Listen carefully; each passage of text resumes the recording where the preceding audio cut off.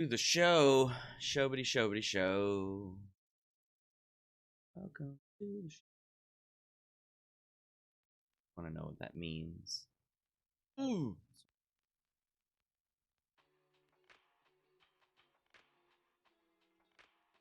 You there. Get you out of that way. Okay.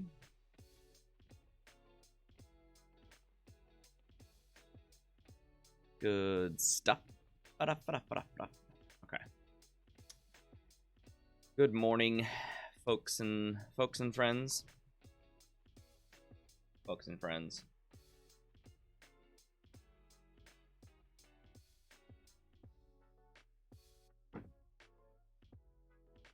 This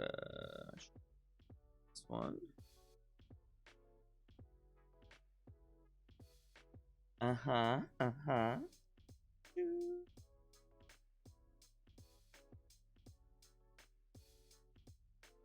No real you. Oh, girl. All right. Yeah, buddy. It's okay to be wrong, although I'm gonna probably have to hit pause on this. Don't start playing, please. We've all. Come back to that one. We got a couple of things that need to be updated. Macmillan. Or, yeah. No, McGraw-Hill, sorry. McGraw-Hill. Need to be updated. Can you allow flash? Plug in. Manage. Yeah. Block sites from running. And then they have to ask first. Allow. There we go. Hee. Get here. We'll do this one too. Doop-a-doop-doo. And then we'll do one just in case. Okay.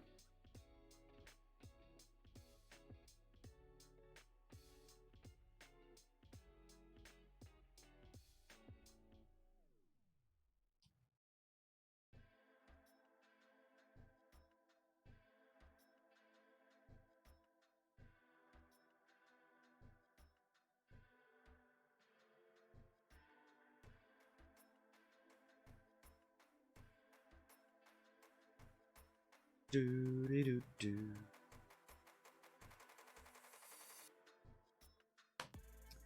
Good morning, Chloe. Welcome. Welcome. Hey, Madison.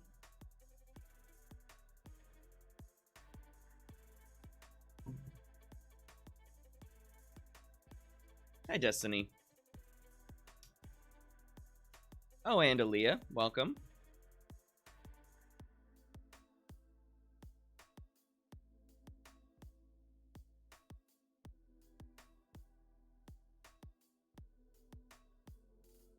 $7:13. How's everybody doing this morning? Grayson, welcome.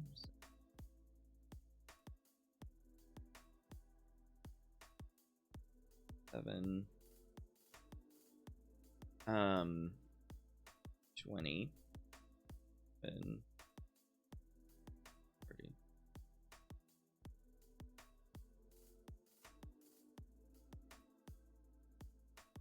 $21. 22. 3, 7, 7, 7, 8, 7, 9, 7, 30. Perfect. How's everybody doing this morning? Feeling good? Feeling nice and warm and... Oh yeah, it's gonna be good. Warm.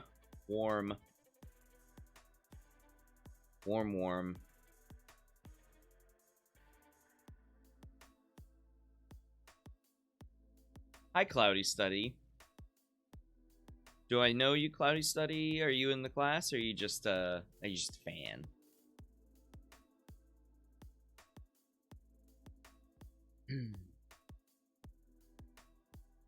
Morning, Tyler.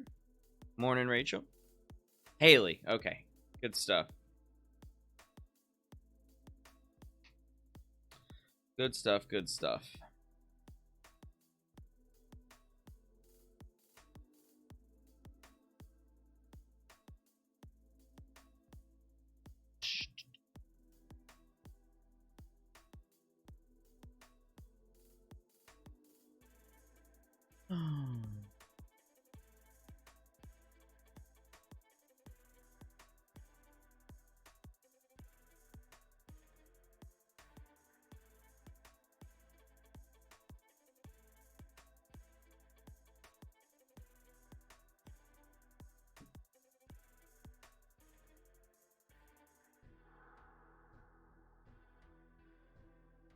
Alrighty. Okay, that's 9. It's 9. A few other people will be showing up, like Audrey there. Good stuff, good stuff. Alright. So we're gonna talk about the self today. And I found a number of things that I want to look at, and then I've also taken a look at some of the questions this morning. Hi, Sophia. It's not all of the questions because I think that would just be too much. So we'll consider this class to be somewhat of a model. So I looked at the questions, like I said, and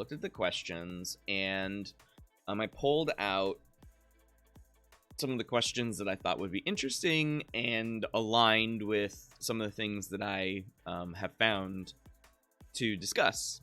And then we might just go through it.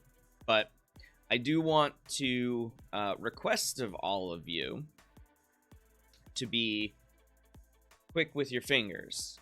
So this part of the class is engagement and discussion, and so it's not just me talking for 2 hours. I can't just talk for 2 hours. I might as well would have done the lecture for these 2 hours, and I think that would have been kind of boring. So I do want you tippity-tappy, replying to things, giving your own insight or your own things. We talked a little bit yesterday about social desirability. This is a public stream live, but, please be honest as best you can, and let's make this aspect of the class the literal embodiment of social psychology. So please do engage with me. If you have a comment, just throw it out. You're not going to be interrupting me. You're not going to be interrupting anyone else, unless you do literally interrupt someone. But it's really hard in chat to do that. Okay.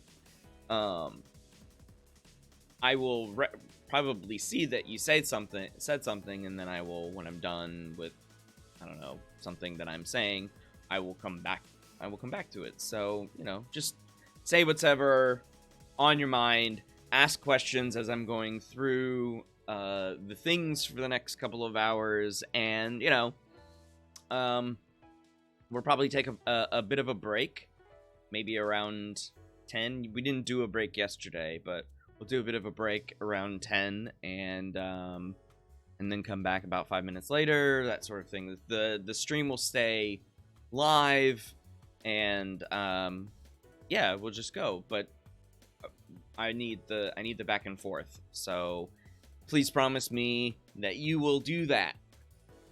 You will do that. The more people talk in, the better. That way we can just talk off each other. And if you want to specifically reply to someone directly, you hit in chat, you hit the @ symbol, and then you start typing their username, right? So I'll use Haley's Cloudy Study for example. So if I wanted to say something directly to Haley, then I would type in Cloudy @, and then as soon as I start typing in CL it will pop up that Twitch knows that this user is in chat. Okay.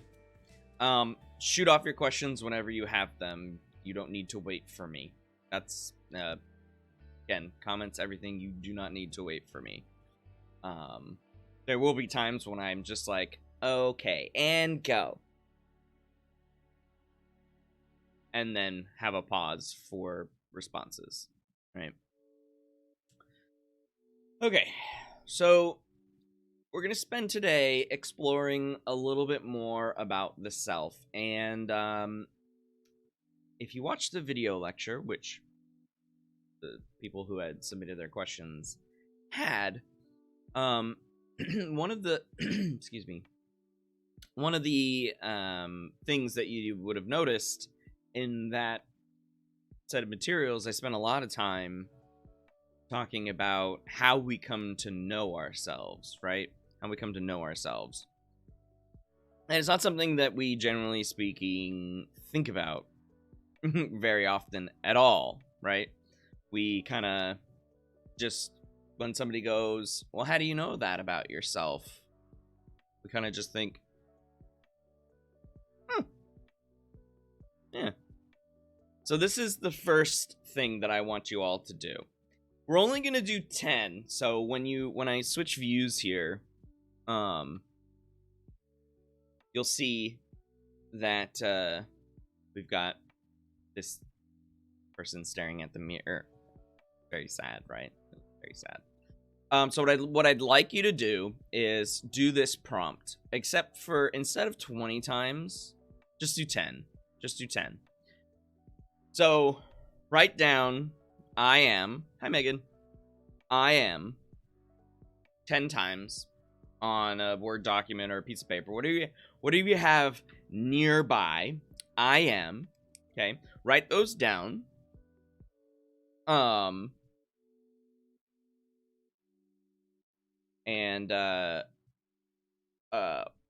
ask yourself, who am I? And write down a word or a phrase for each of those I ams. So, like, I am streaming. That's so funny, Dr. Swan. Okay. And then when you're done with those 10, just put them all in chat. Just the words, not the I ams. Not the I ams, just the words or phrases. And then just separate them with a comma. Okay. But don't spam chat with each of them. Hi, Lena. Don't spam chat with each of them. Just one message with all 10. Okay? I hope that makes sense. Okay. So go ahead and do that. I am. And you got about 5 minutes. So don't think too long and hard about these. Don't think too long and hard about these. And be honest with yourself. Be honest with yourself.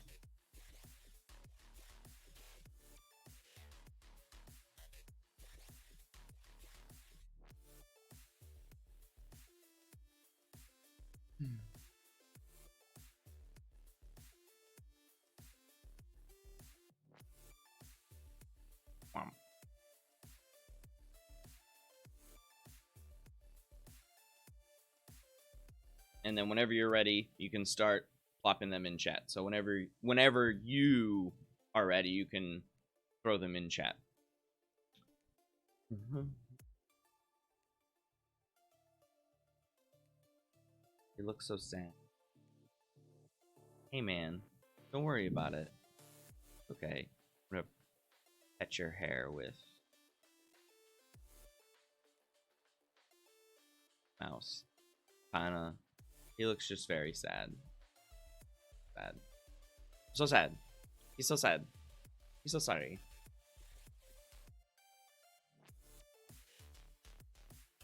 So by the way, this is from the UK, if you can see. But I'll be sharing some links in chat so that you can click on them and do them yourself. But this one is not that kind of interactivity. The the things that I do have for later, things that I do have, do require, it does require Flash. They haven't been updated yet. So if your browser won't let you play it, then even after you like allow Flash to work, don't worry about it. And I'll have it up.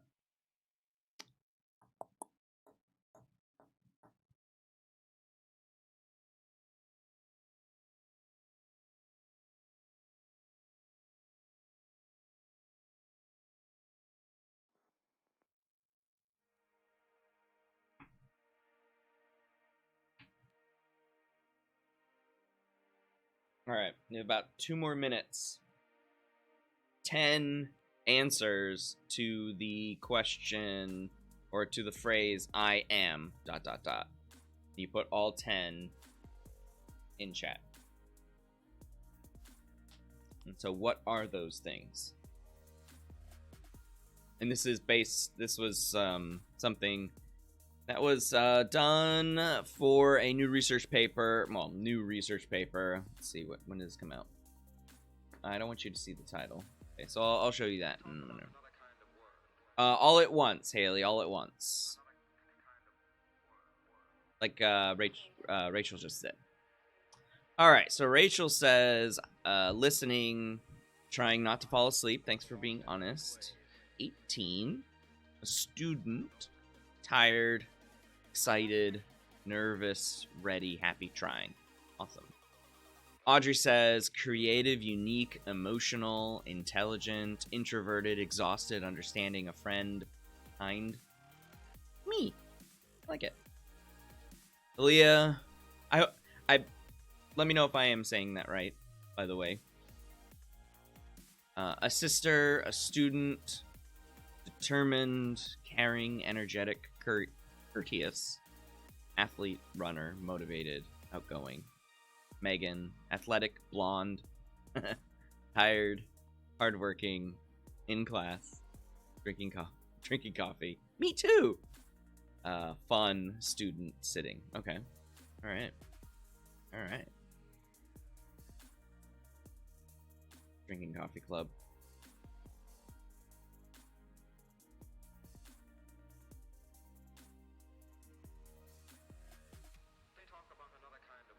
Hey, Gorilla Joe.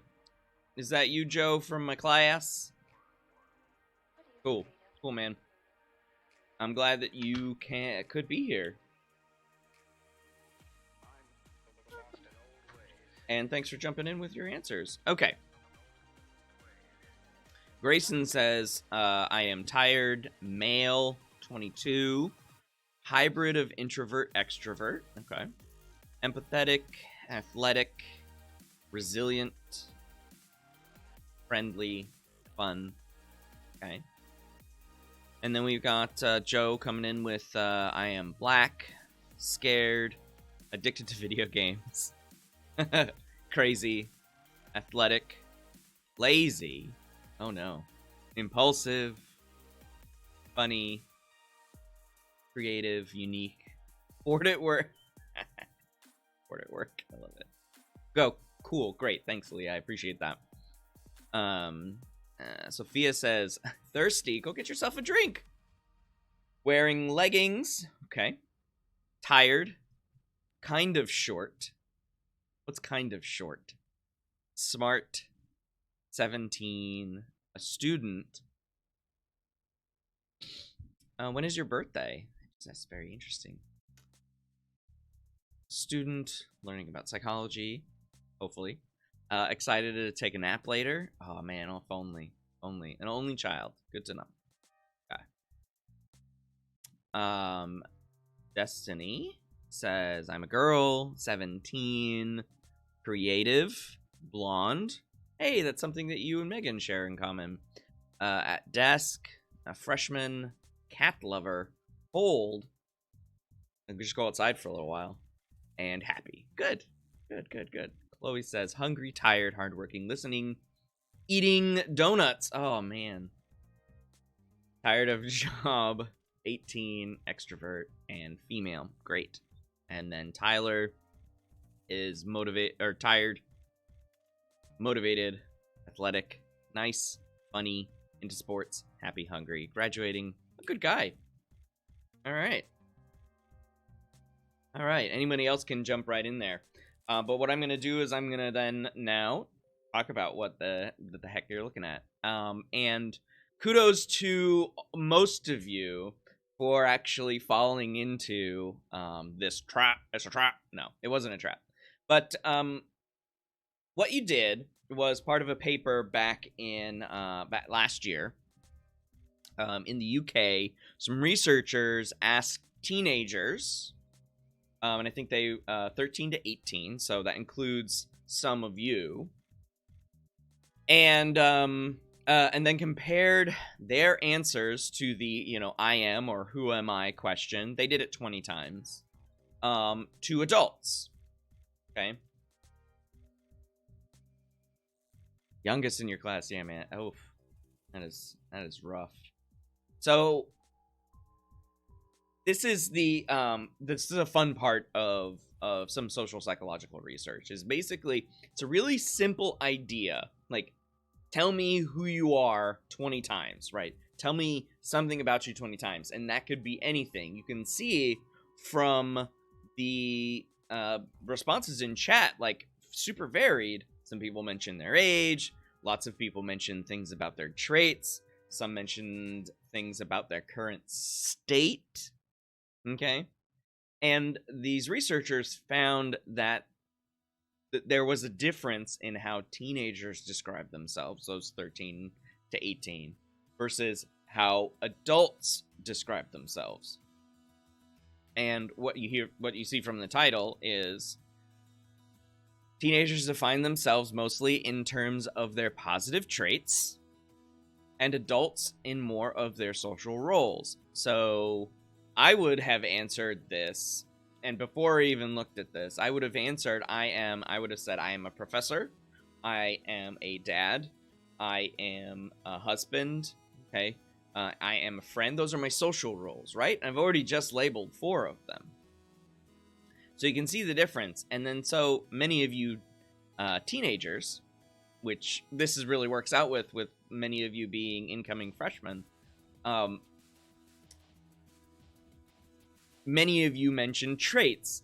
Not only a couple of you mentioned what I would consider negative traits. So if I scroll up here, I believe I see Joe saying that he was lazy and impulsive.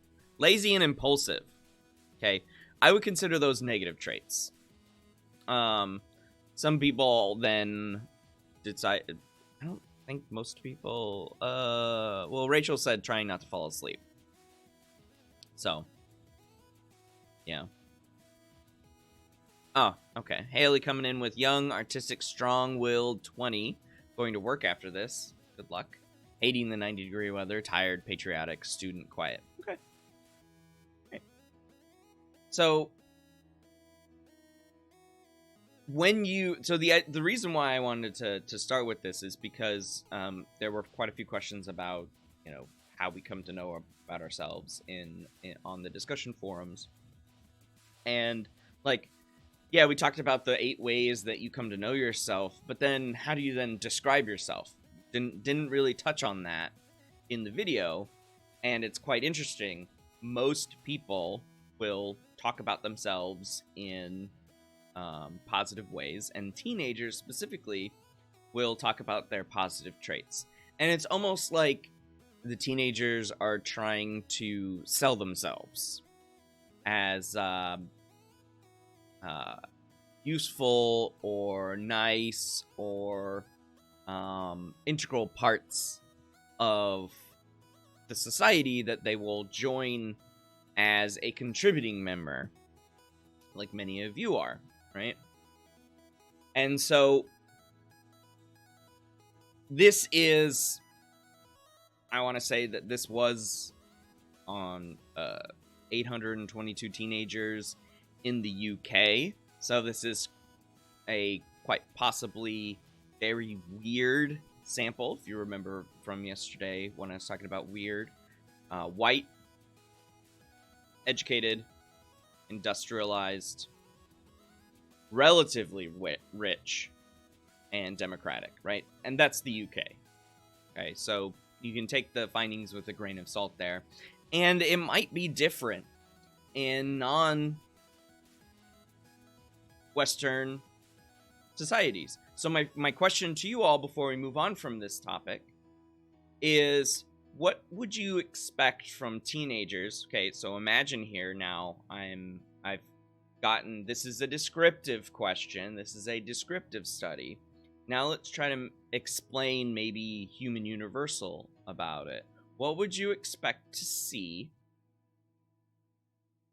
in an Eastern culture like, we'll say China, for example, or Japan, either one? Okay. What do you think you would see when they would ask these questions, when be asked this question to answer I am ... 20 times? What do you think you'd see?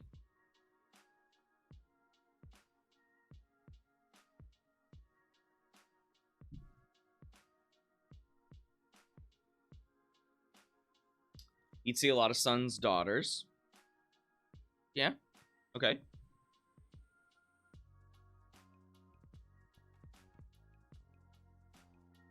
Keep going. Keep going, everyone. This is one time that, again, I'm pausing.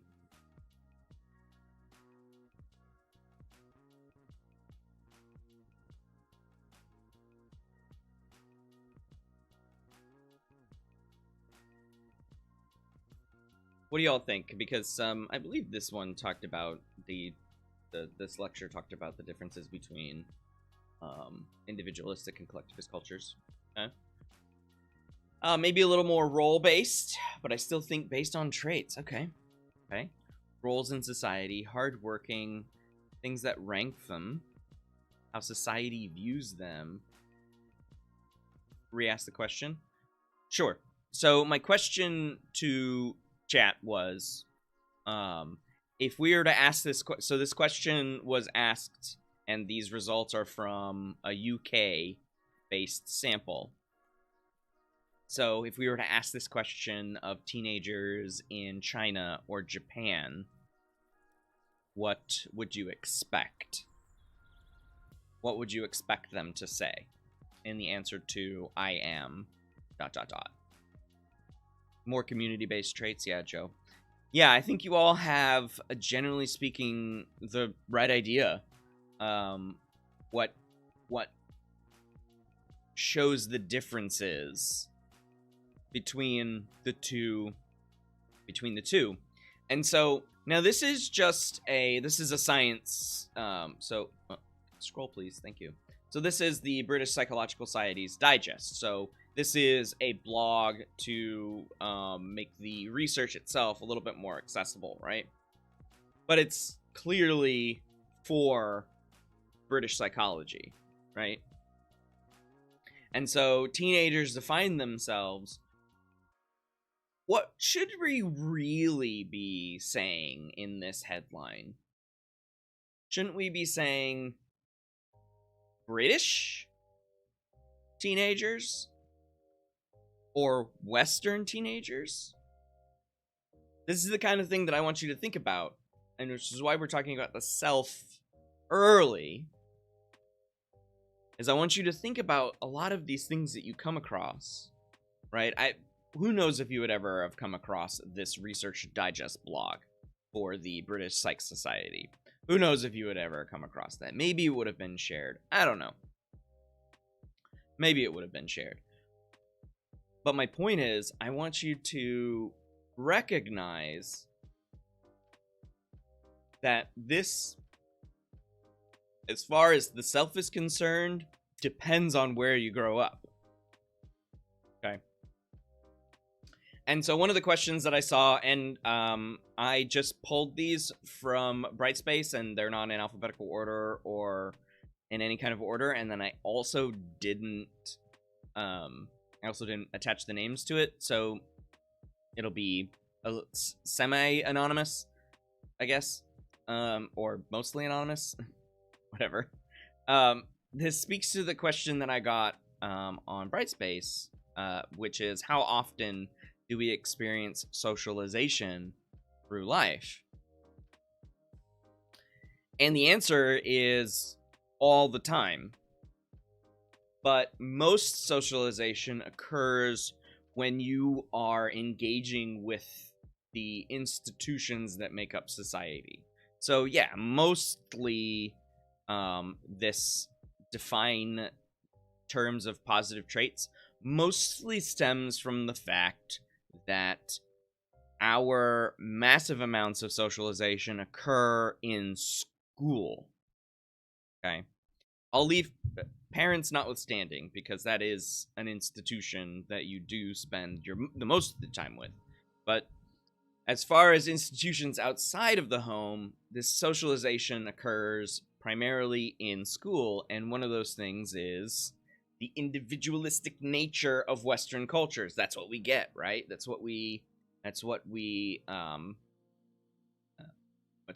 sort of what we take in and then express when asked to express it.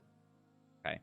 So, but my answer to the question of how often do we experience socialization, just all the time. Anytime you interact with an institution that is part of a societal structure, you are being socialized. Okay. And that socialization can be covert, and which is mostly the case, or can be overt, and it'd be like in your face, like propaganda. Okay. So that's the first activity that I wanted to talk about. All right. Let me know if you have any further questions about that one. Okay. The next one that I wanted to talk about is this post from the conversation. By the way, this is the great great suspender right there. They all just went quiet. That was and doesn't use my resources. Okay. So now here we have another person looking at themselves in the mirror. How often do you look at yourself in the mirror contemplatively? Let me know in chat. Okay. I came across this one, and I was like, oh man, this one, I have to talk about this one. I have to talk about this one.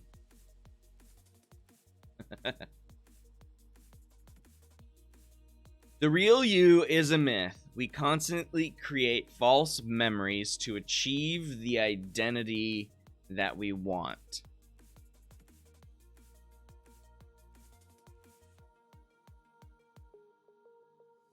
This was fun because it kind of aligned. So I saw this yesterday. It's kind of aligned with a question that came up about well, I'll just say the question instead of trying to rephrase it. So the question was, how does the self schema change in people that have disorders that cause a dissonance between the self and the perceived self? And a couple of examples this person gave: dysphoria, dysmorphia, or dissociation psychosis. It's a really great question. And before I jump into the disorder part, I do want to mention this, which is how even neurotypical people who are not disordered in these ways, where their self-schema is different between the perceived self. And that, according to this author, and the conversation, by the way, is a great place to find scientists talking about their research in a more approachable way. So the conversation's a really great website. One of my papers, my co-author and I wrote a piece in the conversation. Okay. No worries, Merrick, you're fine. Okay. So what is this idea about false memories? And if you want to read this on your own, because I think I'm not going to go through it, it's super fascinating. I'll throw it in chat here. The real you is a myth. The perceived self is always going to take precedence. The perceived self is always going to take precedence. Okay, because it's how you think about yourself. Whether or not you look at yourself in the mirror demonstrably, okay, whether you think about yourself, or look at yourself in the mirror and go, oh, yeah, that is me. Look at me. Look at me.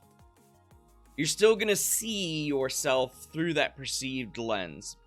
I'll give you an example of this, like, false sort of narrative here. This false memory narrative in this piece. So, and this will be this will be personal. I mean, it's not like, oh my god, it's personal. Just, it'll be an example from my own experience. So, I used to be beardless. Until a few months after my son was born. So I've had a beard for coming up on 6 years now.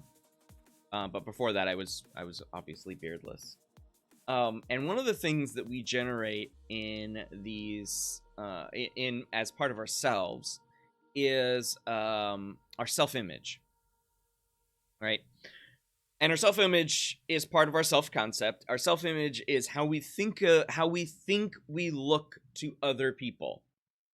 Okay? It's our self-image. How we think we look to other people. Okay. And it takes a little while for your self-image to update if you change your outward appearance. So for the longest time, for a good month or so, or even, no, I think it was actually more like several months, to be honest with you. I still thought of myself as not having a beard when I engaged with other people. And it took me a while to just update my self-image that I had a beard. And it's even, so my self-image does not include this bit of my beard, the long part of my beard. It just includes... you have a beard. Anybody have other change related self-images that took a little bit longer for either, well, for you? That's mainly my question. You want to expand on that, Chloe? So if you want to mention something in chat, sort of like what I did with my beard, please do. Give us a little piece of how long it took for your self-image to update. Okay.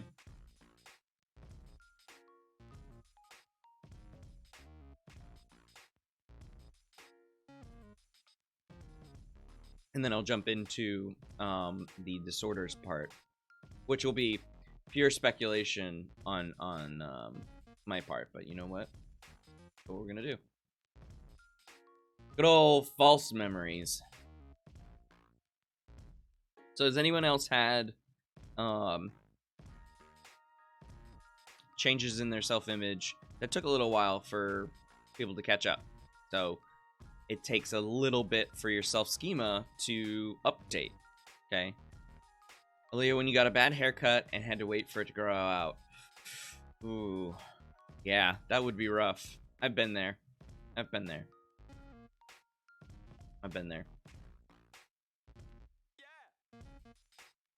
Sophia pixie cut for 4 years. Tell you every day that your hair is super long. Do you still think of yourself as having the short hair, or do you know that you have long hair now without looking in the mirror?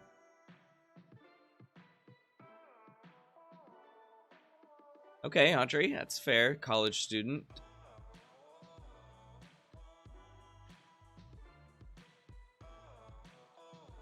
Just change... Oh, okay, Chloe, I get what you're saying. Yeah, change your color when you get bored of it, right? And then blue hair, and then you change it a month later. Back at pictures, brain can't process that you had that color.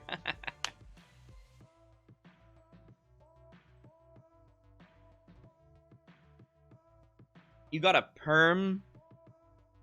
A perm, Tyler? Interesting. Interesting choice of hairstyles. Took about a week. Okay, that's pretty fast. It's pretty fast. You must have been looking at yourself in the mirror quite a bit. I mean, the more you look at yourself in the mirror, the better that your visual systems will then help you imagine yourselves a little bit better, right? So if you hadn't looked in the mirror. So, there's a great... I'll be making a lot of film references over the next 4 weeks. There's a great, I would say, example of this. And speaking of beards, if you have seen the original Jumanji, right? Not the rock stuff. And Alan, as Robin Williams, pops out of the game, and he's like, "What year is it?" And then he looks himself in the mirror, and he's all scraggly and stuff, and he's like, "Ugh." Oh, man. So that's a good example of what we're talking about here and the lies we tell ourselves. Sophia, think of yourself with long hair. Okay. Grayson, took you a few months to adjust having a tattoo. Yeah, and that would also depend on where the tattoo is too. So if it's visible on your person, just by like looking at it, then it's probably a little bit easier to update than if it's somewhere that's, covered by your shirt all the time, or like on your butt or something, or your back. Can't really see your back. So yeah, it would take a while. Megan, I'm so sorry to hear about your bad burns. Oh man, I got some sunburn on my shoulders over the weekend. I sprayed so we had the sunscreen. I sprayed it, and I just like patted my shoulder, and then of course, yeah. Burned. Oh man, gauze on your legs. Ooh, I'm so sorry. Joe, you cut off your hair. Like, flat bald or just really thin on the hair? Oh, you fell in a fire. Oh my goodness. I thought it was sunburn. Oh my goodness. Ah.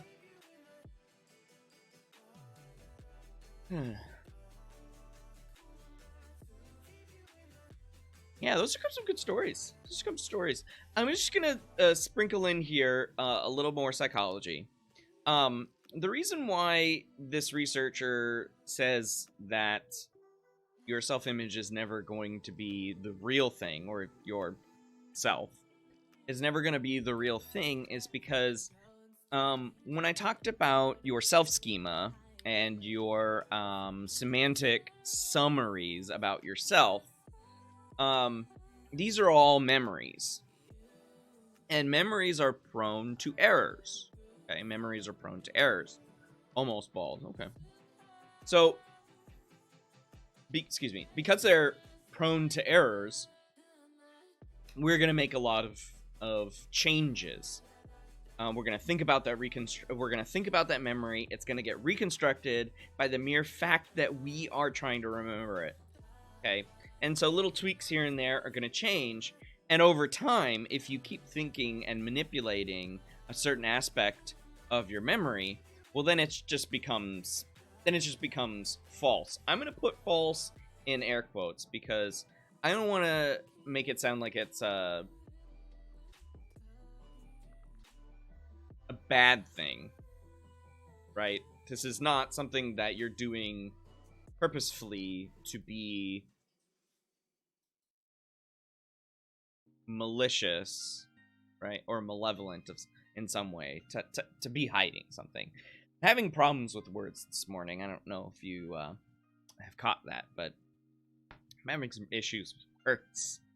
So I'm sorry your barber messed you up, man. It's rough. Good news is it'll grow out. So you create these little lies, okay? Little falsehoods, these little tweaks in your memory, which makes your self-schema become slightly different from what actually is or what actually was. Okay. Now, bringing this back to the question that was asked on Brightspace, what's the difference then with this when you have a disorder that separates reality from the perceived self? And I would say it is part of it, right? So dysphoria or body dysmorphic disorder, it is a mismatch between your perceived self and a we'll say physical self or demonstrable self. And that is in fact the definition of those disorders. Okay. And it's disordered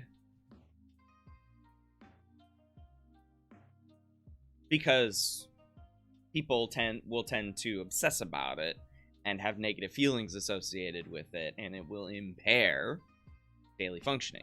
Okay, that's what makes it a disorder. The impairment of daily psychological functioning. No worries, Merrick.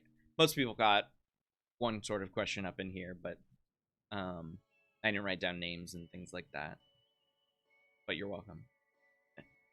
Now, the thing that I will separate from this question is the other example that was given was dissociation or psychosis. That change isn't so much the dissonance between the self and the perceived self. That's a difference between the self and reality. So we can include dysphoria, dysmorphia, body dysmorphic disorder as disorders of the perceived self and its difference from the ostensible self, that is the presented self, versus when you as a psychological being separates themselves from reality. That's more what psychosis is, or some dissociative episode like dissociative identity disorder, okay, or some sort of psychosis, psychotic disorder like schizophrenia. Okay, so just be aware. So my point with this one is, so just be aware that tell yourselves little lies. Okay, tell yourself little lies. It's not a bad thing. It's not a bad thing. So, is it a bad thing? It's not a bad thing. Okay, not a bad thing. Before you go, so it's an interesting topic. I think we could all enjoy. All right. There's a couple of ego related or ego depletion related questions. What else did I want to talk about before we take a quick break? Oh, I do want to talk about self-awareness. Any questions about this? Let me know in chat.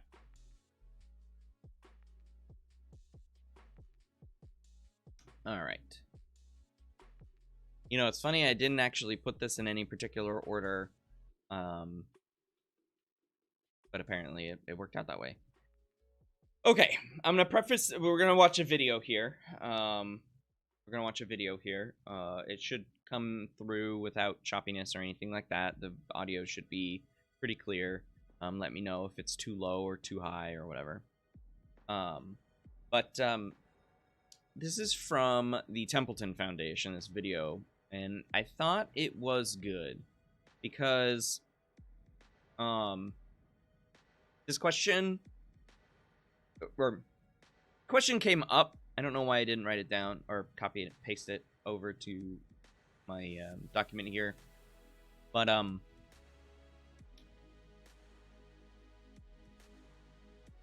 came up a little bit yesterday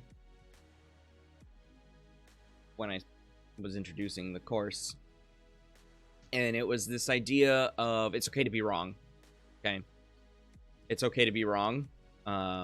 And a few more people after the stream were asking about confirmation bias, a little bit more of that. I will talk more about confirmation bias, probably not today, but tomorrow, when we go into more just broad discussion and exploration of social cognition. So what I wanted to mention today is how this relates to the self, right? And how we describe ourselves and aspects of our identity that may become an issue with people that you interact with. Okay, the things that you do and the things that you believe are part of your self-concept and your self-schemas. Okay, it's all part of that. The traits that you did when we first started streaming, the traits, they're part of you, right? And one of those things is how you engage with folks on the internet. Okay. And one of the things that I pointed out in the lecture video was this idea of self-awareness. Okay. Self-awareness. If somebody says to you, you're being an asshole, you don't get to say to them, no, I'm not. I am not being an asshole. Because you probably are. Right? You probably are. And it takes self-awareness to understand that you are being an asshole, and then maybe your behavior might do well with changing, or at least updating in some way, right? But one of the questions about self-awareness into today's stuff was, do you think most people are not self-aware because of the internet? Okay, that's one. And then the other one is it harder to bond with people who don't have self-awareness? Those two. Okay, those two. Two different people asking those two questions, I will say. No, Siri, I don't want your help. Go away. And I think the answer to both of those questions is, do you think most people are not self-aware because of the internet? Yes. Is it harder to bond with people who don't have self-awareness? Yes. So I'll come back to that after we watch the video from the Templeton Foundation. And I'll make it big screen. We've all been in arguments. And let me know how the audio is. You didn't believe that you were right and they were wrong. But aren't we all wrong sometimes? No one is right about all the things all the time. Research shows that admitting that we might be wrong can actually help us be better friends, happier people, and more effective advocates for our beliefs. This is called intellectual humility, and it's a gift.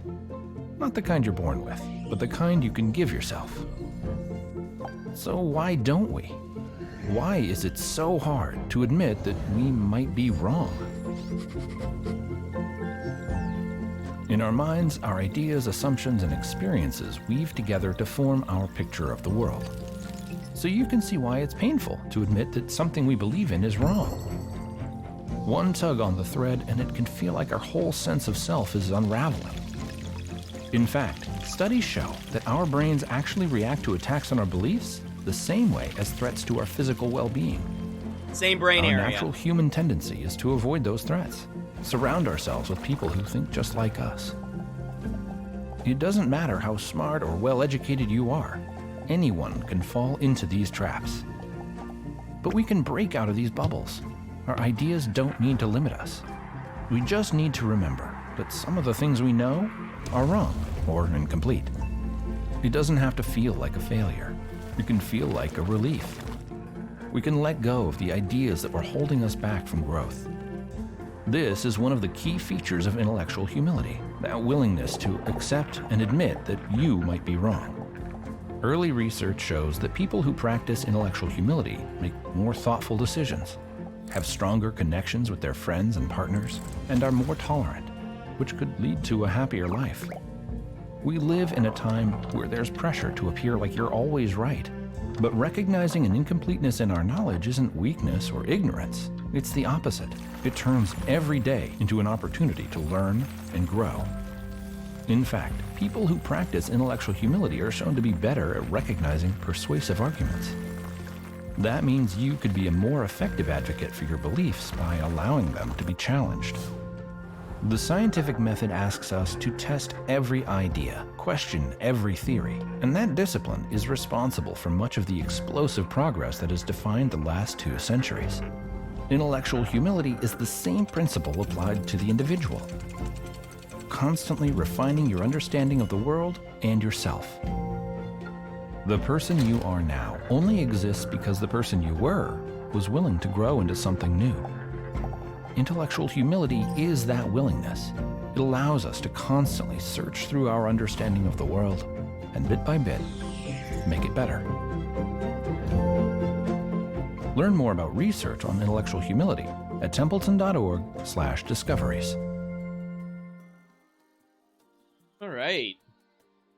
Thoughts and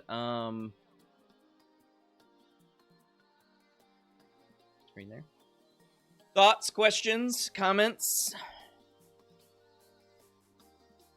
experiences of fighting with people on the internet.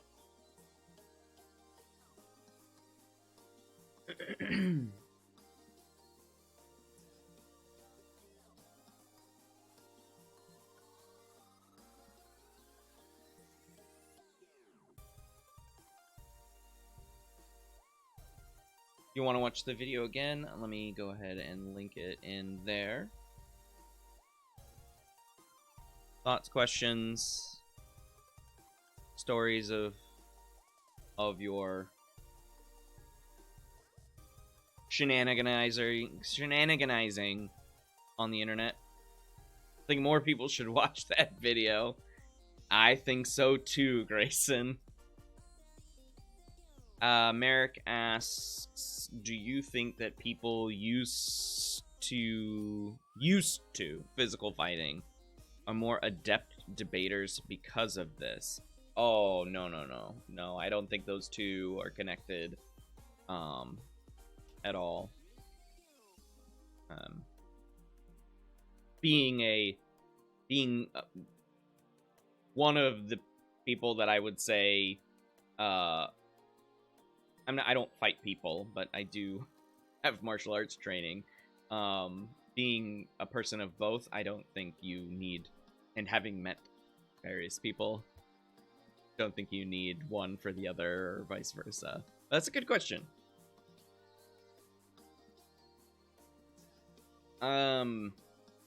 Chloe, amazing feeling when you learn to admit that you are wrong. You feel a lot of self-control. That's interesting. I've never heard anybody say that. Because most of the time, people will say, I'm not wrong. And they'll feel very powerful for saying, I'm not wrong.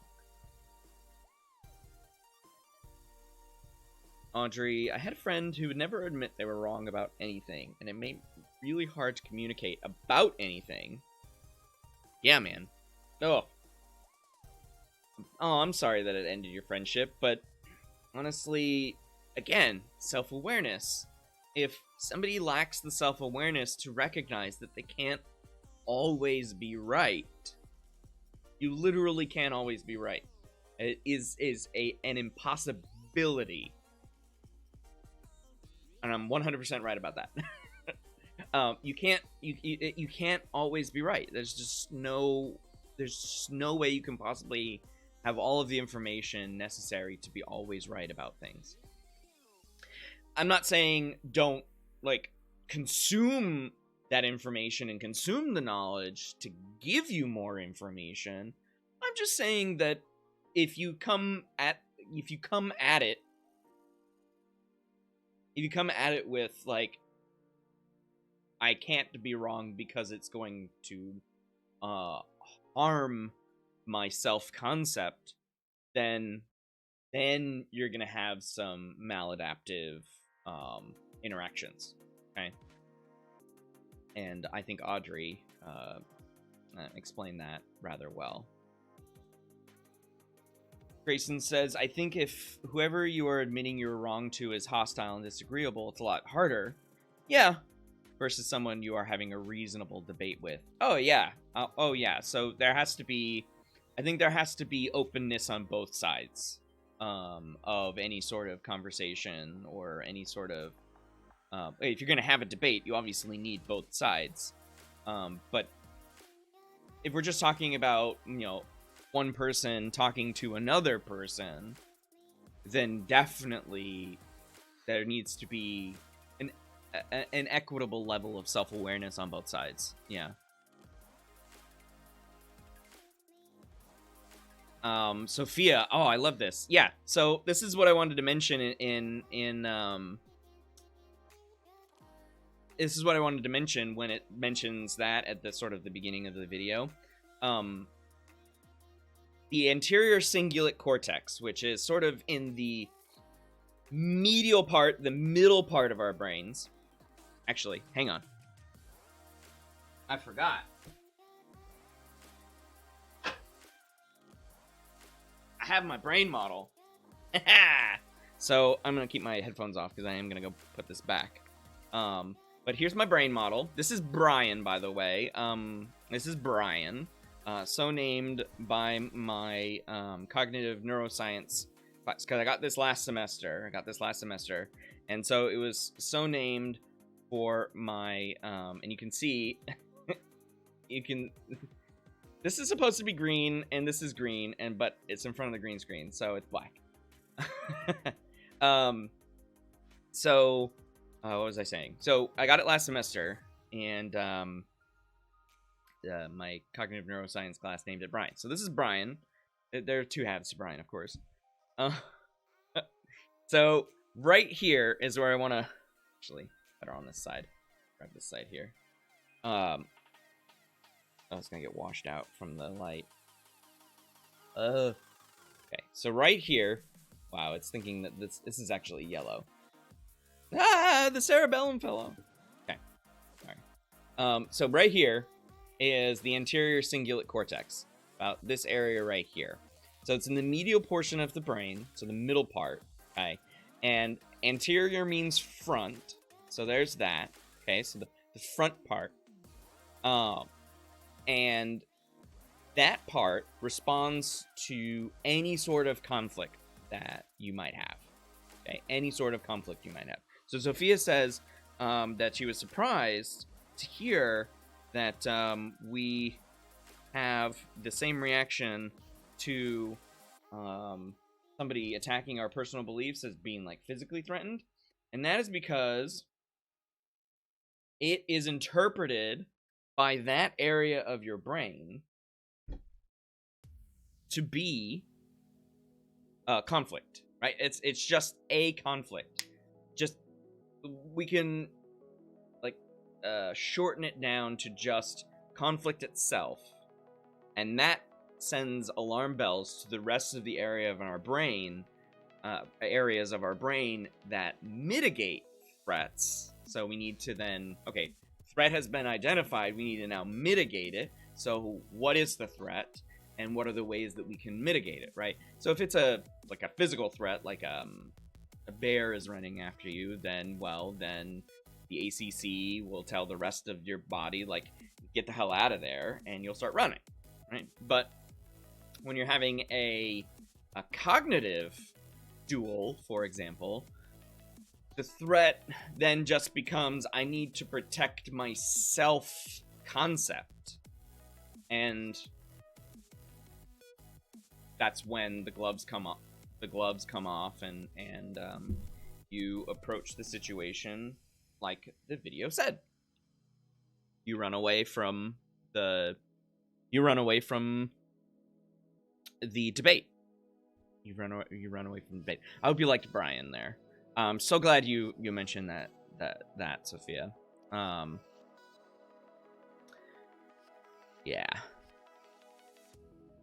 Yeah, I have. And then the last part is talking politics, and that's because politics have become so much a part of our identity, right? And Joe says, it hurts me to admit that I'm wrong.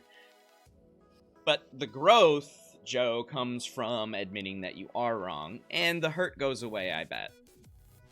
And Megan as well. The hurt will go away, but the growth and the learning that comes from it will last forever. So the more often that you do it, the better you'll feel in the long run. It's okay to say that you don't know, and a lot of stuff related to things right now, coronavirus and Black Lives Matter responses in the wake of just continuing police violence and harming of unarmed black men, right, and women, just all of those current events. You see people saying, it's okay to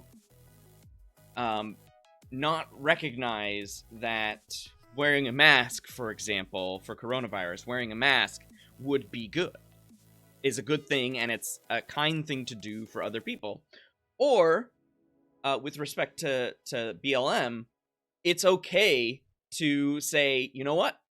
I grew up in a system that didn't teach me what Juneteenth is, and now I know about it, and so, we can move on from that.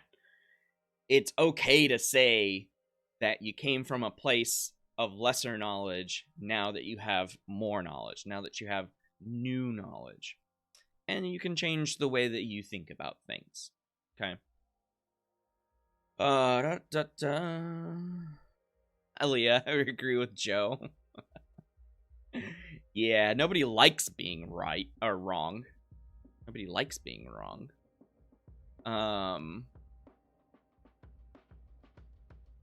Sophia adding, it sucks to think you're right and argue that you're right and then be given evidence that you're wrong. Yeah, I would say nobody likes to. I will liken that to feeling like a fool, maybe. And from what we know about fools, it's not. We don't like feeling like fools, of course. So yeah, it doesn't feel good, and that's probably what Joe and Megan and Aaliyah are saying. Like, it hurts to admit that I'm wrong. It's because it feels like a violation of the self that you have constructed. Okay.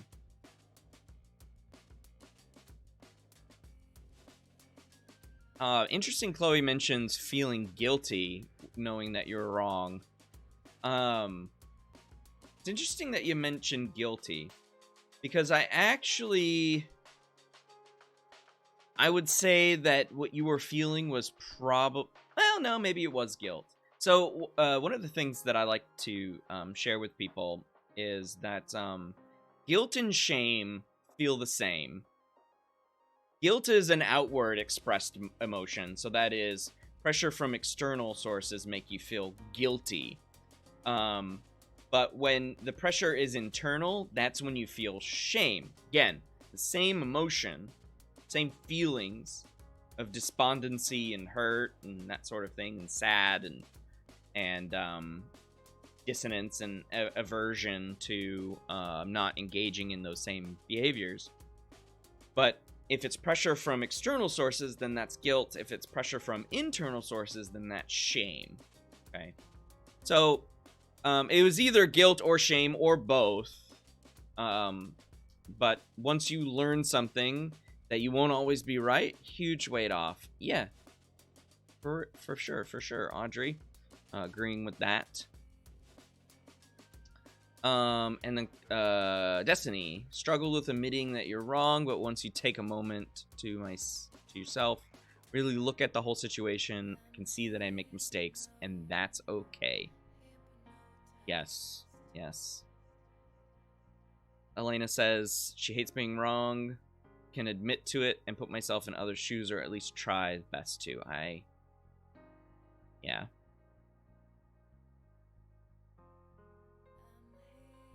Joe, you wish that the hurt was true. I'm sorry, man. I'm sorry, man. I will say, so this is a personal piece of encouragement.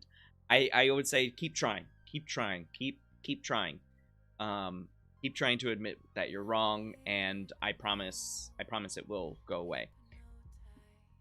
As your life gets longer, you'll recognize that, or at least I hope you recognize, I have come to recognize that some of the things that happened earlier in my life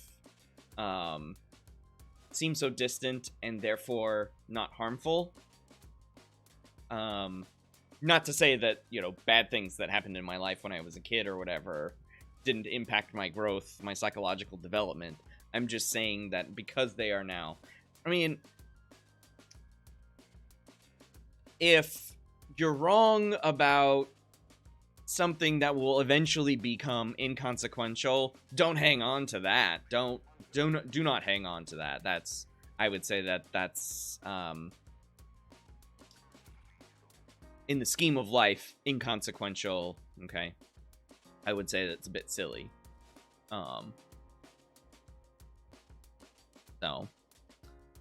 I missed what I said that Elena said. Same thing my mom told me, but that's cool. Don't worry about typos. If something's not clear, then I'll ask for. Grayson asked a question about my shame, guilt. I would argue, Grayson, that the guilt comes from external sources. So if you are internally guilty about something, that's just that would just be best characterized as shame. Okay. You feel guilty because other people are making you feel that way. Okay. So imagine if there was no outside pressure to feel a certain way, then you wouldn't feel guilty. But if you felt bad about doing it, then it would be shame.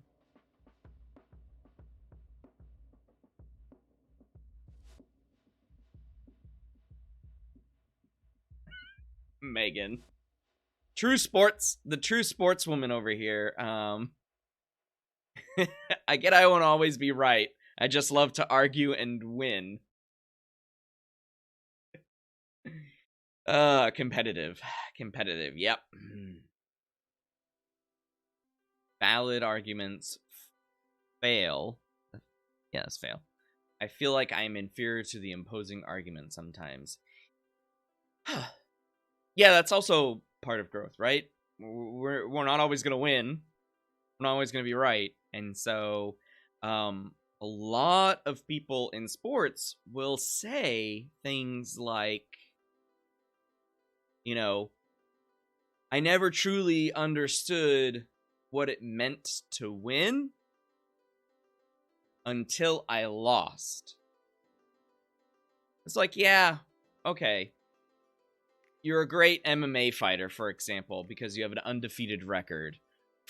Kudos for you. But are you really putting your best motivational effort every time you train? Or are you resting on the fact that you're undefeated and there's no way that you could possibly lose?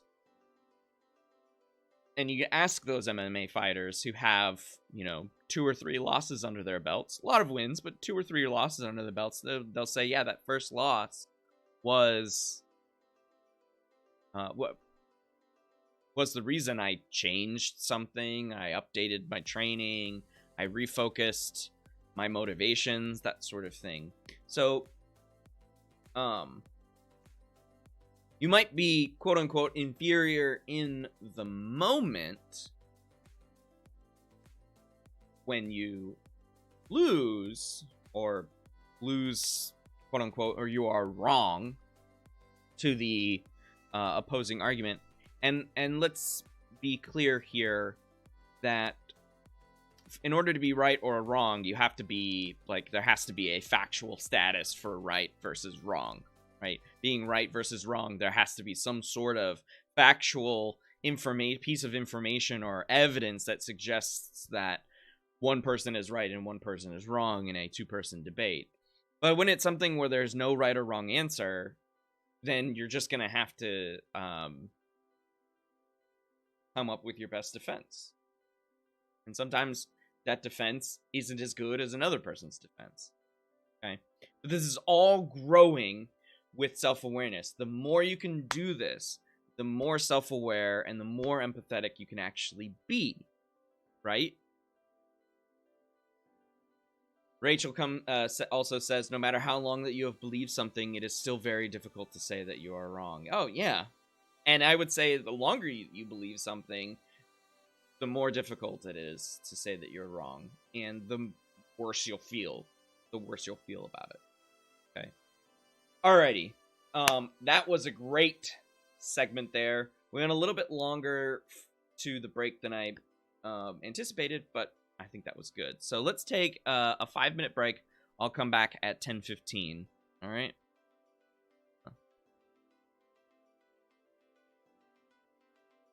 So go stretch your legs or go to the bathroom or whatever. I'll be back in 5.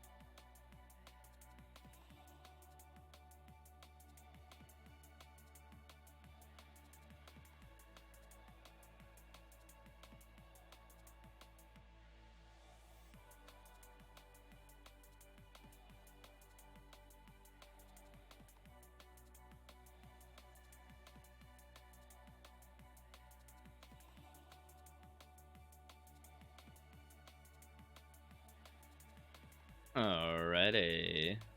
Pushing back here. Okay. Cool. Oh, hope everybody is enjoying their morning. Alright. So, self-awareness. That's what we jumped into. Alright. What else?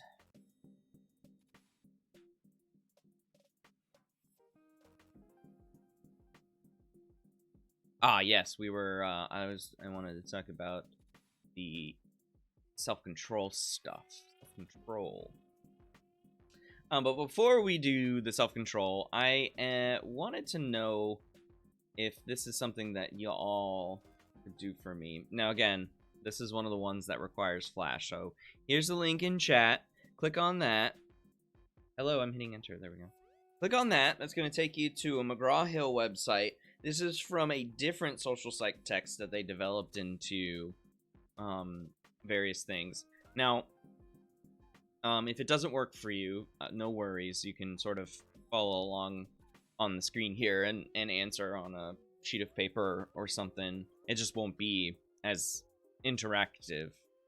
But this is from David Meyer's social psych textbook. They haven't updated it because it's Flash. This is a questionnaire on self-concept. Okay, self-concept. So go ahead and do it. Okay, they're little interactive things, and you just choose on this number line from 1 to 9. Okay. Let me see if I can make this bigger. No,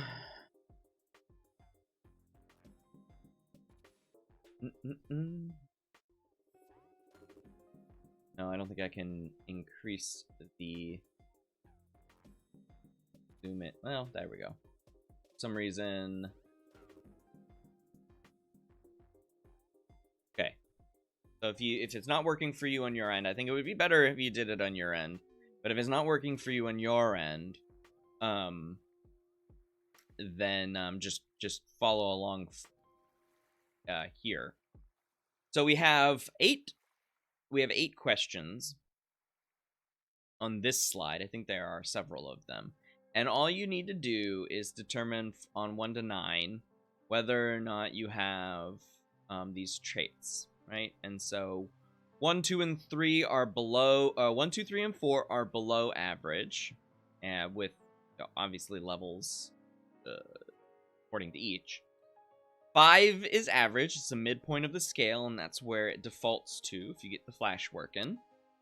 And then 6 through 9 are above average, and whether or not, and various levels of that, where 1 is considerably well below average and 9 is considerably well above average. So try to answer these trait phrases, trait words, or trait phrases on that, and at the end of this it will give you a score, and then how you advance is by hitting the next one. Get to the next one. So I'm going to do this for me. Okay, I'm going to do this for me. And you can watch me do it. And you do it on your end. And then when you have a response from the Flash, you can drop it into chat. All right. So my leadership ability. I'm going to be honest here, and you're more than welcome to have your thoughts about it. So my leadership ability, I will say it's 6. My athletic ability, probably average. Ability to get along with others, above average on that one. Tolerance, self an 8. Energy level, ooh, that depends on the day. That depends on the day. What do you mean, Merrick? You see what you did there? Apologies if your video is lagging. Either reduce the down by my face. There should be a gear icon. You can reduce the quality of the stream.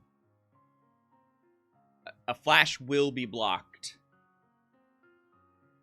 Flash will be blocked on your browser. It is being it's being obsoleted at the end of this year by Adobe.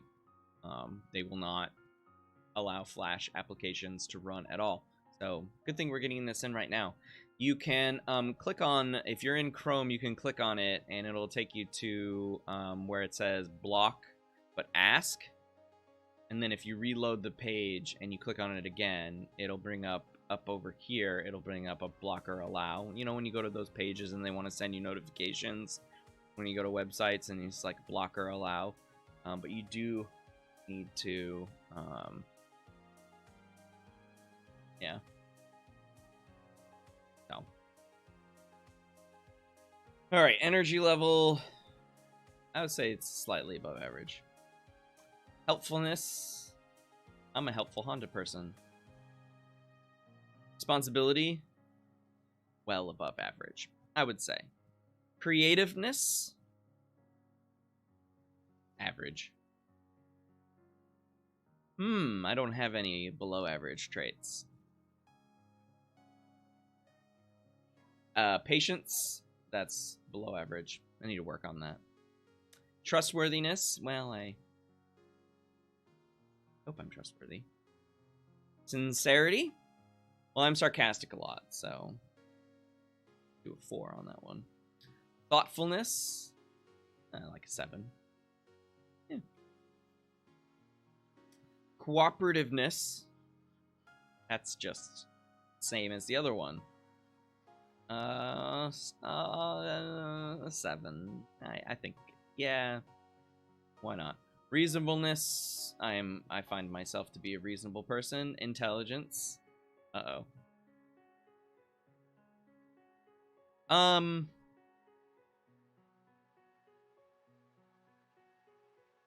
go with the 7 on that one. Okay.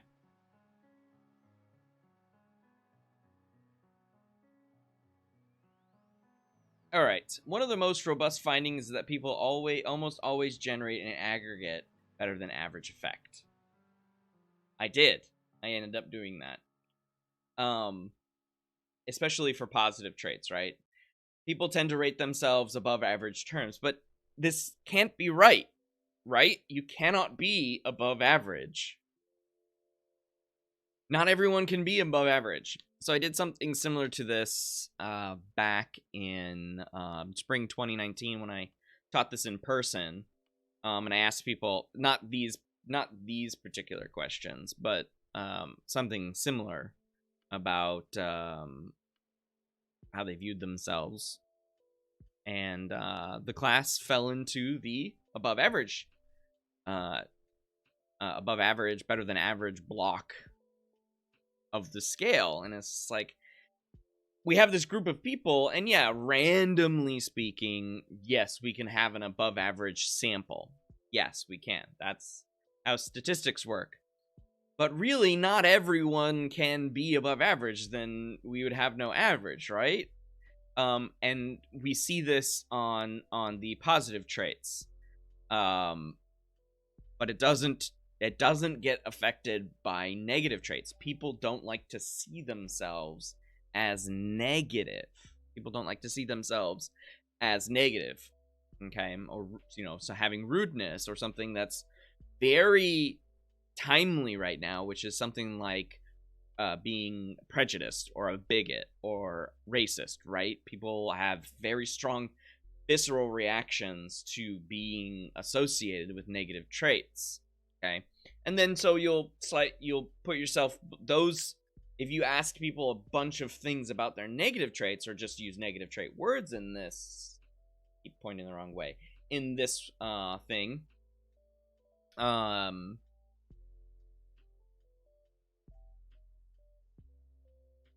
if you ask that, then you would have this below average effect. I think it's so good. And a related concept to this is the false consensus effect. If you ask how many other people are like this trait, you'll get responses that are very demonstrably above average or below average on positive versus negative, respectively. And so, yeah, there you go. All right.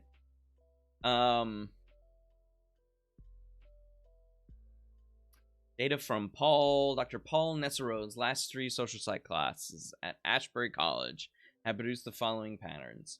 4 students on these positive traits scored below 4.9, right? And so 5 is the average, or average. It's the midpoint of the scale. 4 said they were below average on these positive traits. 3 said they were average, and 54 said they were above average. 54 said they were above average, and so my average response was 6.6. So how many if you were able to get Flash working, let me know in chat what your score was. Or if you did it on your own, just add them all up and then divide by 12, I think it was.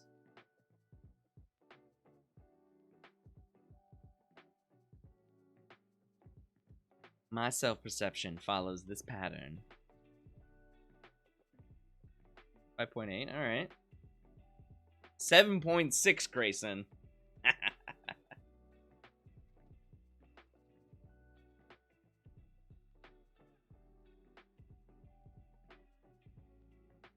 Yeah. 6.67, okay.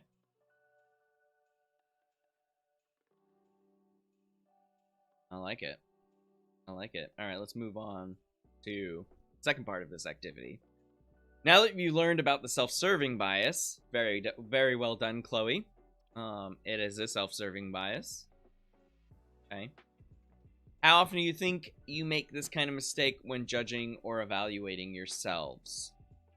Well, I would say that as a human being, I do this usually because that's what human beings do. Okay, let's not beat around the bush. Okay, how often does the average person make this kind of mistake in judging or evaluating himself or theirself? This is where false consensus comes in. So what could I say that reflects how other people do this? Well, if I say nearly all the time, then that's a consensus. Nearly all the time, right?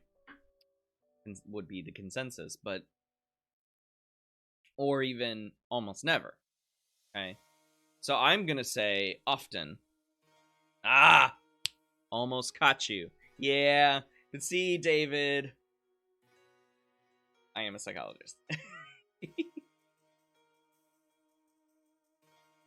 It's the ultimate self-serving bias, the tendency to see oneself as less self-serving than others. Can't catch me. I'm the gingerbread man. Okay, and references to that one. So, I have another activity for you. This is not on a web page, so this is going to be verbal. Okay, it's going to be verbal. Okay.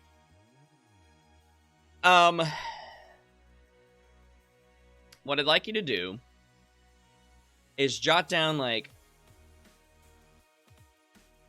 5 or so personal strengths that you have. And then throw them in chat.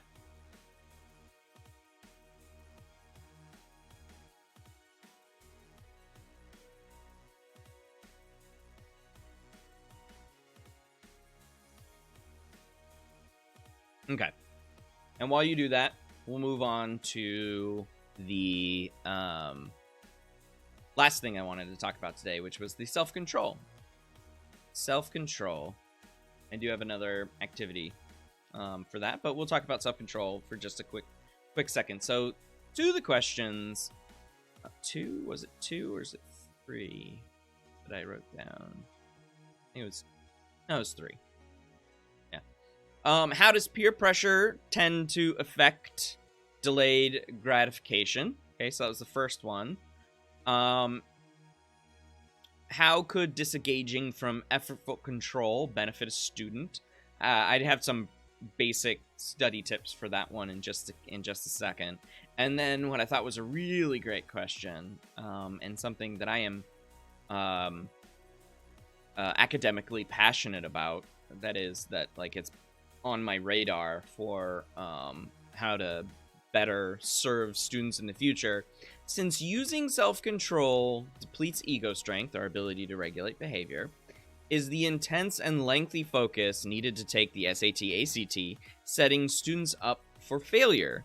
Or are the short breaks between test sections enough to recharge our ability to focus?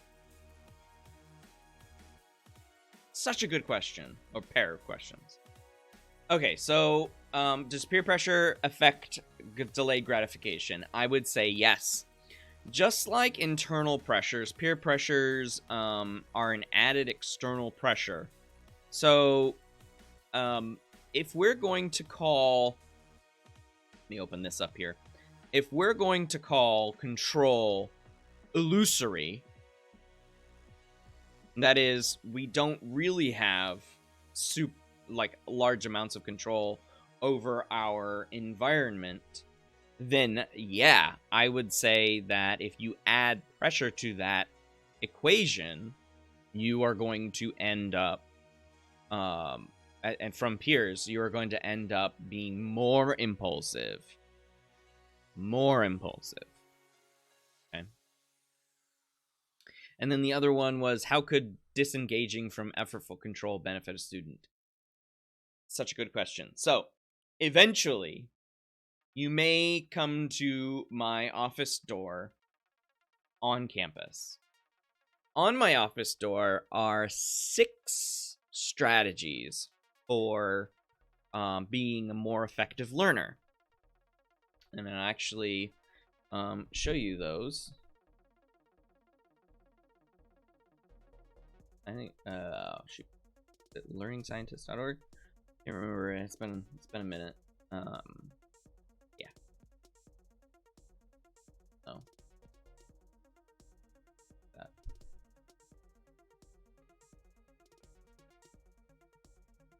It is learningscientists.org. See, I knew it. Dang it. So, learning scientists. 2 very thoughtful women are the learning scientists. Dr. Meg Sumeracki, I think I'm saying that name, and Dr. Jana Weinstein have come together over the last, 5 or so years, something like that.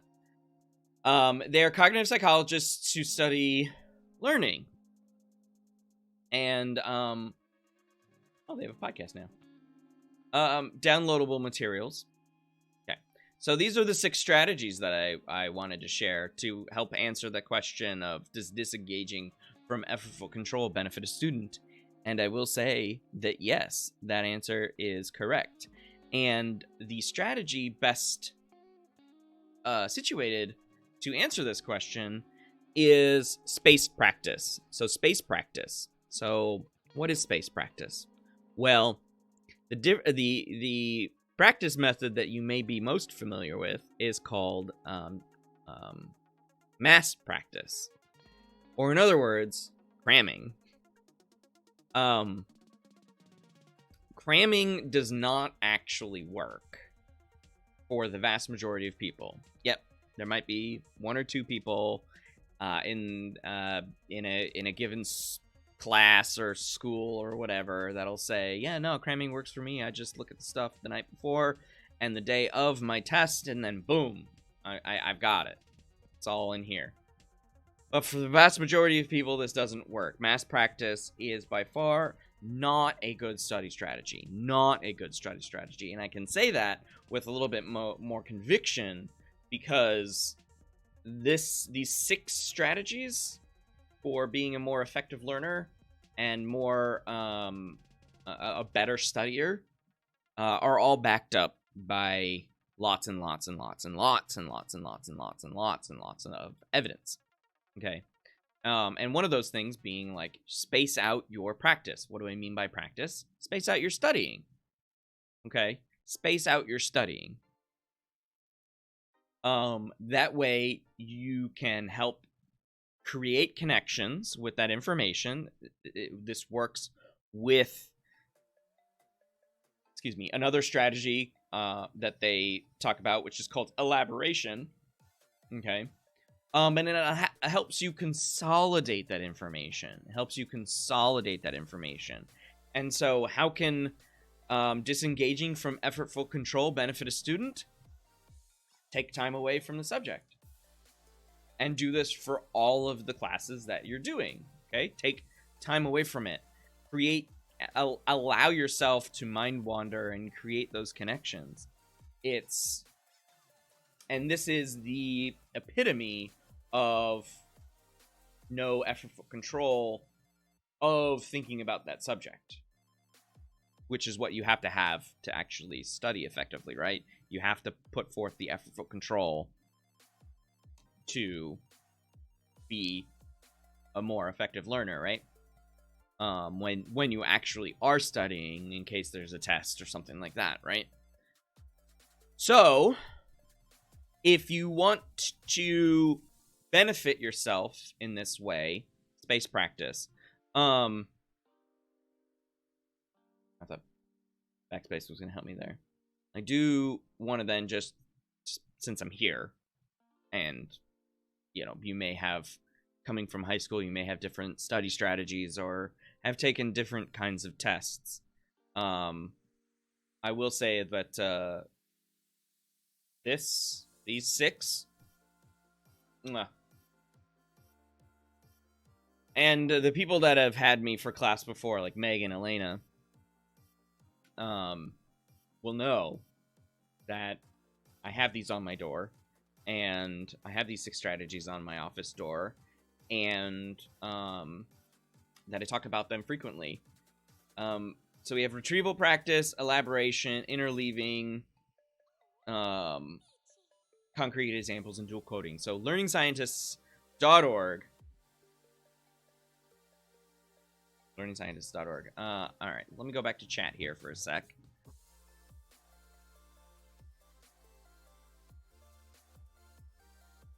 Chloe, more power to you. It may not work out for you transitioning from high school. Oh, we have a... What'd you get, baby? Two book and marker. These look like crayons.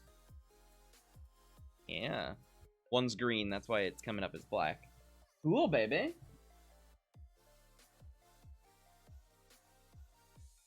Left feet.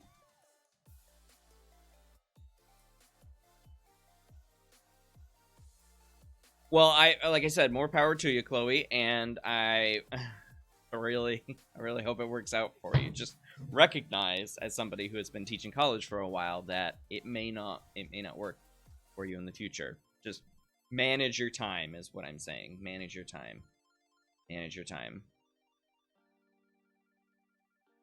Stress, generally speaking, is the enemy to learning.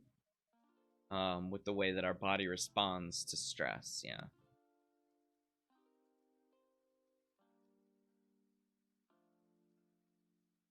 Yes, Megan does speak to your other questions. Why do we do things repeatedly? Well, habits are hard to break. Repeated things. We do things that make us feel good. In the moment, we're very hedonistic oriented species, so we do things that feel good in the moment, and then we have what would be considered regret later if it wasn't good, right?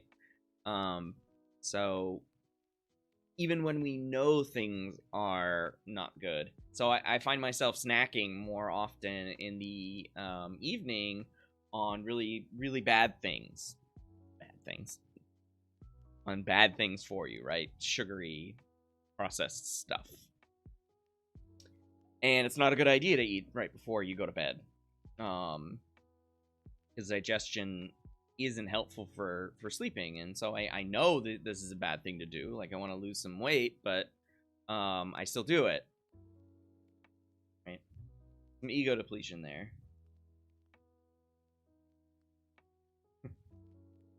I'm glad I've instilled, and Megan has instilled, some healthy fear, Chloe. Healthy fear. Merrick, that's great. I'm glad to hear it. I'm glad to hear it. Yes. Yes. There you go. An upperclassman, Megan helping out a lowerclassman, Chloe. I love seeing that. This is the beauty of doing this in a Twitch-like setting, I guess. Something like that. Or, I mean, it could work in a classroom, too. Yeah. Destiny says, I struggle with motivation to study sometimes, or even to even get started. Yeah, that is also something, to work. Lazy. Did you mention lazy in the earlier part of the stream? No, I'm just messing with you. Yeah, I mean, I'm lazy sometimes too, right? I'm lazy sometimes too, so... yeah. Upperclassmen feel weird to hear. Well, you are, so...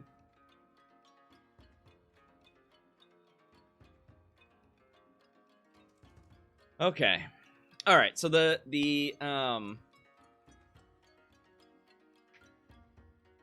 yeah, Tyler, you bring up a good point. Like, one of the things that I always found myself doing when I was in your position, when I was in college, is I always got very anxious on the first day of class, getting the syllabus, and, like, realizing that there's just so much work to do, and oh my god, I don't want to do all that work. Because we have a hard time separating that the syllabus just reflects something that's going to happen for, you know, however many weeks the term is, right? And there's plenty of time, quote unquote, to do the things. To do those things, right?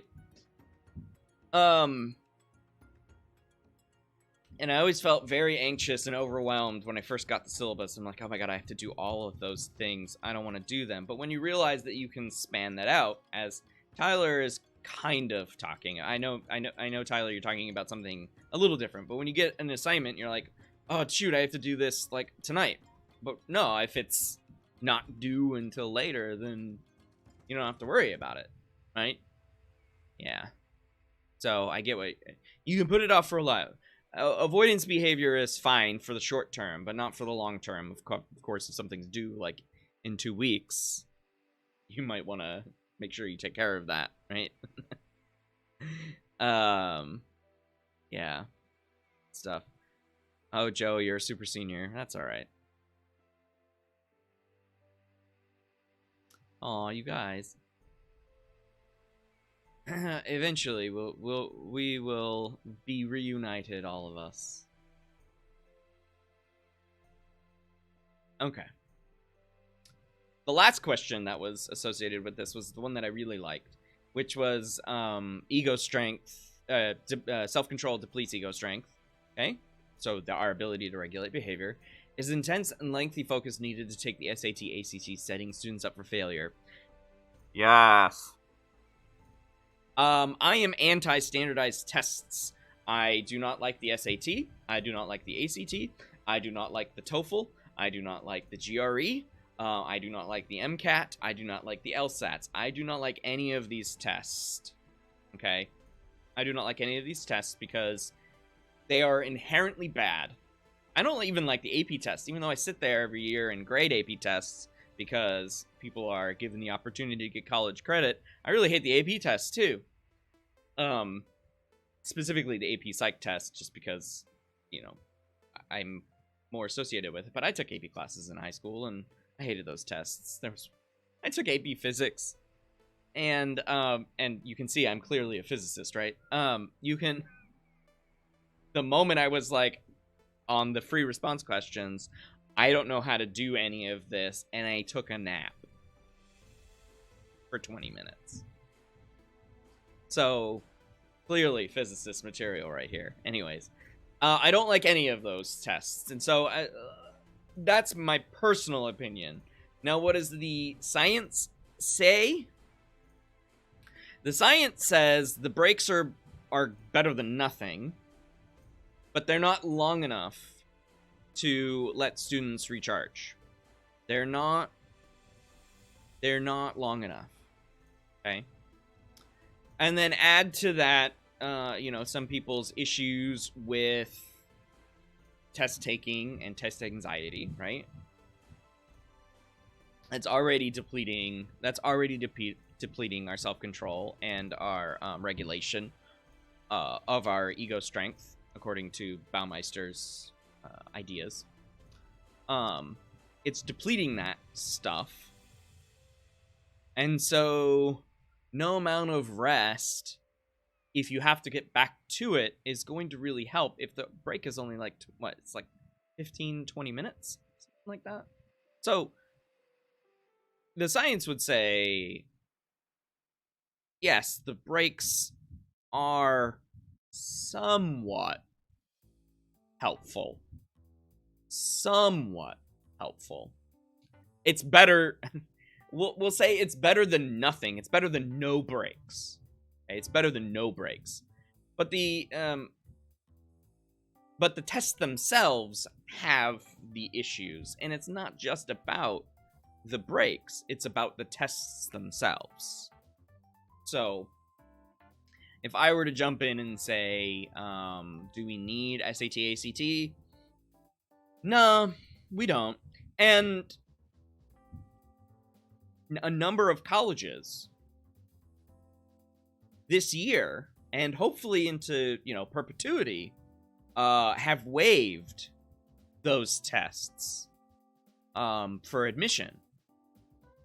Many haven't, but a lot of them have, right? A lot of them have waived that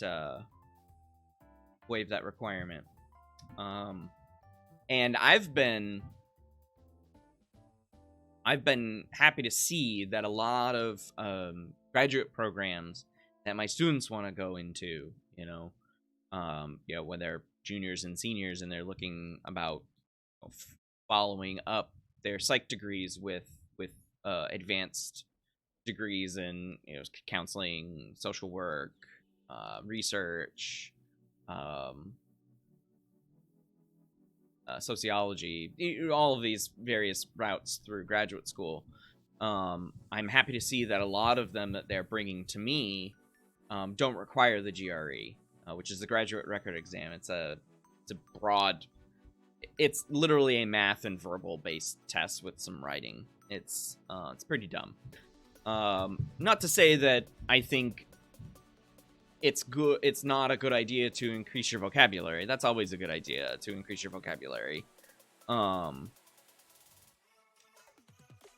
the math, they got rid of the logic like 20 years ago. They got rid of the logic portion because who gives an F? Although I do think that if they were going to get rid of a test, maybe logic should have been kept versus verbal. Do you know big words?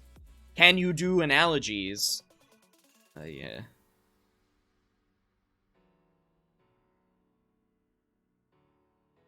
Yeah.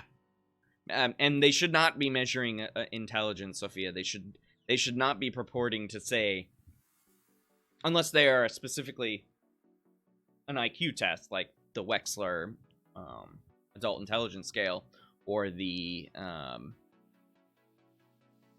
or maybe even the Stanford Binet, although there's problems with the SB one as well. So, yeah. The issue with those kinds of tests is they're more or less probably not measuring intelligence. They're measuring something related to intelligence, perhaps. But it all depends on how you define intelligence, for sure.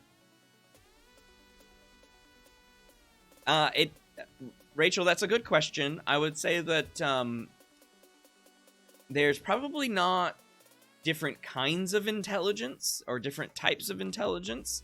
Don't get sucked into the multiple intelligence idea. It's been found to be pseudoscientific. There's very little evidence supporting multiple kinds of intelligence. You can likely group together things that are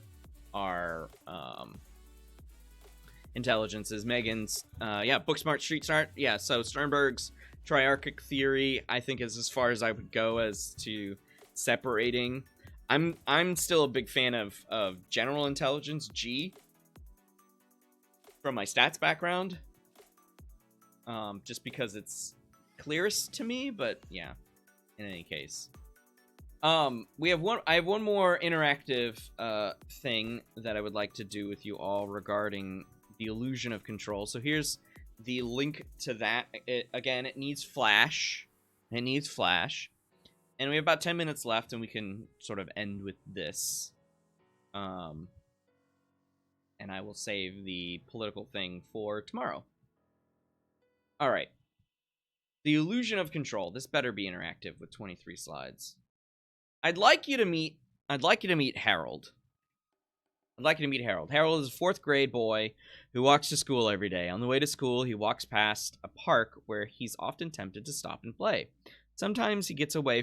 Sometimes time gets away from him as he's playing, and he doesn't make it to school by the opening bell. School starts sharply at 8:30, as it does here in Peoria, and anybody arriving later that will be counted tardy. As the truant officer, your job is to help kids like Harold learn to get to school on time. Truancy officers are the worst.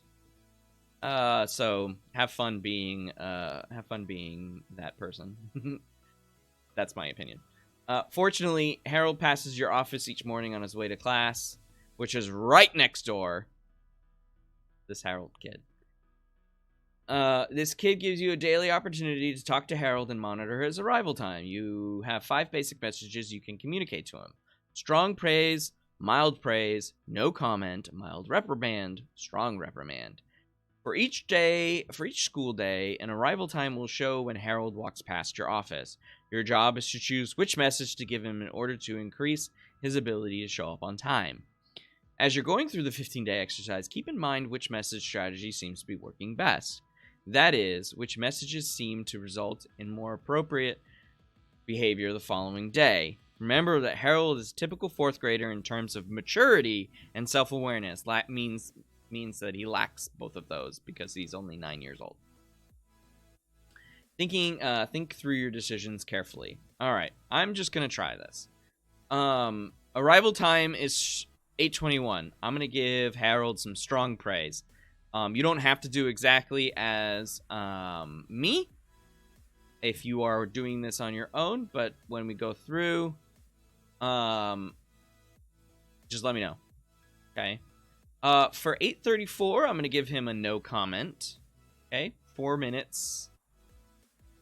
Not terrible. 8:37, I'm going to give him a mild reprimand.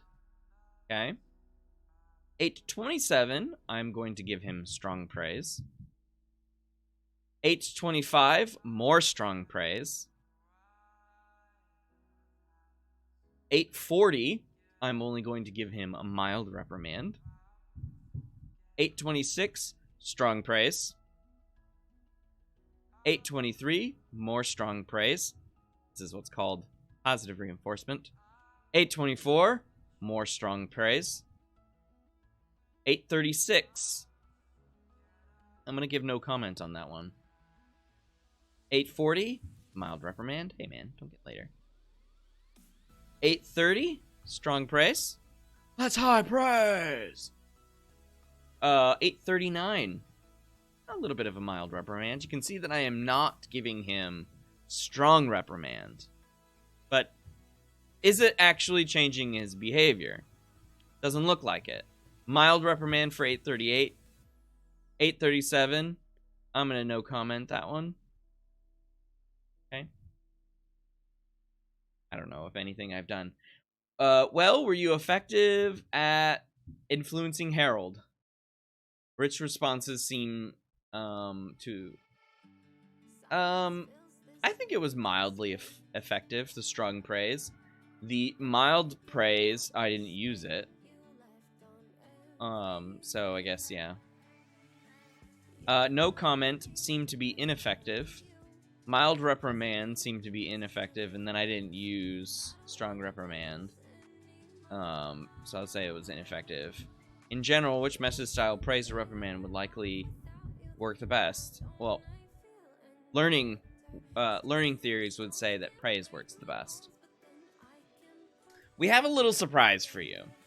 In reality, Harold's arrival time was set by a random generator that was not influenced in any way by the choices you made throughout the exercise. Oh, what? No! It's like the title of the thing says, Illusion of Control. Because the computer was programmed to display a random arrival time between 8:20 and 8:40, Harold's arrival time appeared to improve, that is, move closer to 8:20 after being reprimanded for a very late arrival the previous day, and to worsen, that is, move closer to 8:40 after being praised for a very early arrival the previous day. This is the nature of randomly generated numbers within a given range. An extreme score is more likely to be followed by a more moderate score than an extreme score. After all, how much later can you get than 839? The proper term for this statistical tendency is regression toward the average. We're not going to go into more about that, but you can learn more about that from a non-existent textbook. Yeah. What was all of your experiences with this? The illusion of control. There was an article associated with this link too in the same area that I found them. Where we like having the illusion of control, even though it does us nothing. It makes us feel better. So, walk signal buttons. Now, I tend to disagree with the fact that walk signals are placebic. They don't actually do anything. I disagree with some of that.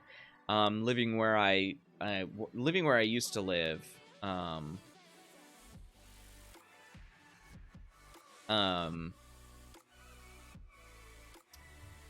those walk buttons did something.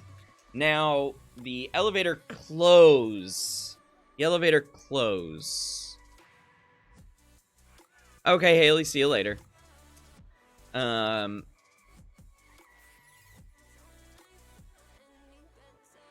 close elevator buttons don't work. Walk buttons may or may not work. There are a lot of other illusions of control that we have in our daily lives that don't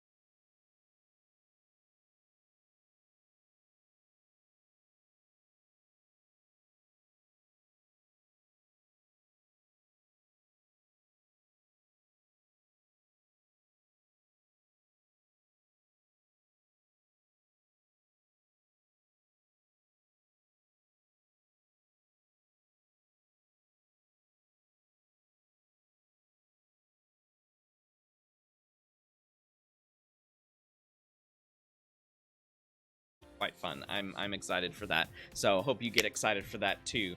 So we that is going to be it for the stream. So no, you're fine, Megan. You're fine. You Automod was just being overly cautious. All right. Hey everybody, have a good rest of your day. Make sure you are watching the videos and getting your questions in before 9 and doing those reading checks before 9. Have a good day, everybody. I'm going to go ahead and end the stream. Bye.